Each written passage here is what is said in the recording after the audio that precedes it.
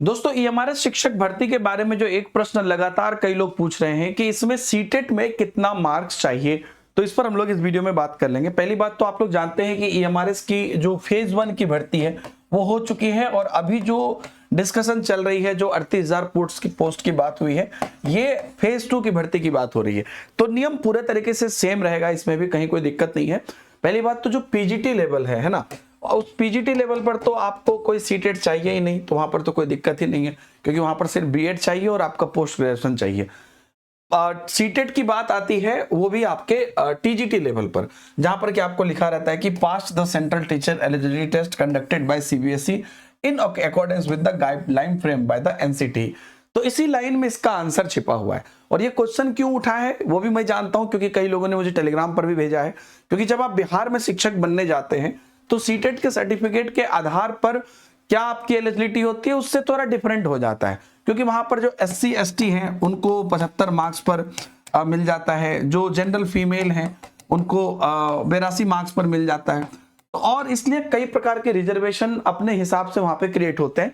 तो इसलिए अभ्यर्थी का ये क्वेश्चन है, मैं समझ रहा हूं। लेकिन ईएमआरएस क्या है? एक सेंट्रल वैकेंसी है, पहली बात। ठीक लाइक केवीएस, एनबीएस, DSSB को भी आप इसमें शामिल कर सकते हैं। ईएमआरएस ये सब कंप्लीटली जो एनसीटीई का पैटर्न है वो मानता है। एनसीटीई ने अपना एक पैटर्न बनाया है, हालांकि वह राज्यों को छूट दिया है कि वह अपने हिसाब से चीजों को कर सके, तो इसलिए कई राज्य अपने अपने हिसाब से करते हैं।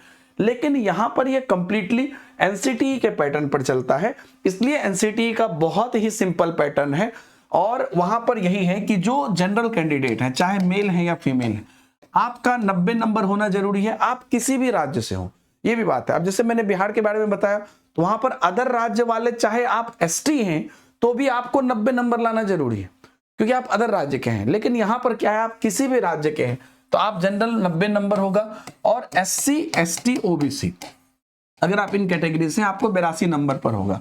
इसका सिंपल सा मतलब आप ये समझ लीजिए कि अगर आपको सीटेट ने मार्कशीट के साथ, ठीक है ध्यान दीजिएगा, सीटेट ने आपको मार्कशीट के साथ सर्टिफिकेट दे दिया है, क्योंकि सीटेट सर्टिफिकेट आपको तभी देता है जब आप एनसीटी के गाइडलाइन के हिसाब से पास करते हैं।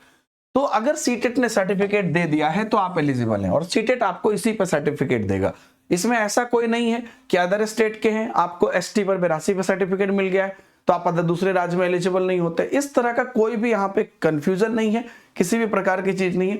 सीटेट ने अगर आपको सर्टिफिकेट दे दिया और सीटेट आपको इस मार्क्स पर सर्टिफिकेट देगा तो आप इसमें एलिजिबल हैं। और लेकिन ये ध्यान रखिए, सीटेट पेपर 1 यहाँ पे एलिजिबल नहीं होगा।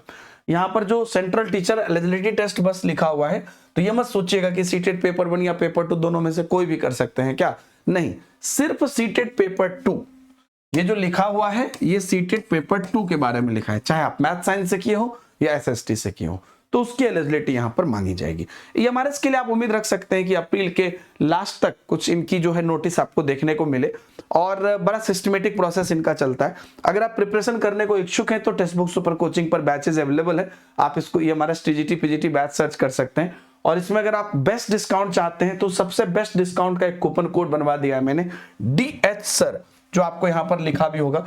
इस कूपन कोड का इस्तेमाल कर लीजिएगा। यह कूपन कोड लगा हुआ डायरेक्ट लिंक आपको यहां पर या जो है कमेंट में भी मिल जाएगा, या मेरे टेलीग्राम ग्रुप में भी मिल जाएगा। मेरे टेलीग्राम ग्रुप में इससे जुड़े हुए आपको नोट्स वगैरह भी मिल जाएंगे, और काफी सारी चीजें आपकी प्रिपरेशन के लिए मिल जाएंगे निःशुल्क, वो भी आप वहां पर देख पाएंगे। तो आप वहां पर भी जा सकते हैं। दीपक हिमांशु सर टेक्स्ट बुक मेरा टेलीग्राम चैनल है, उसकी भी लिंक आपको मिल जाएगी। समय समय पर आ रहे अपडेट भी उसमें आपको मिलते हैं। Thank you very much.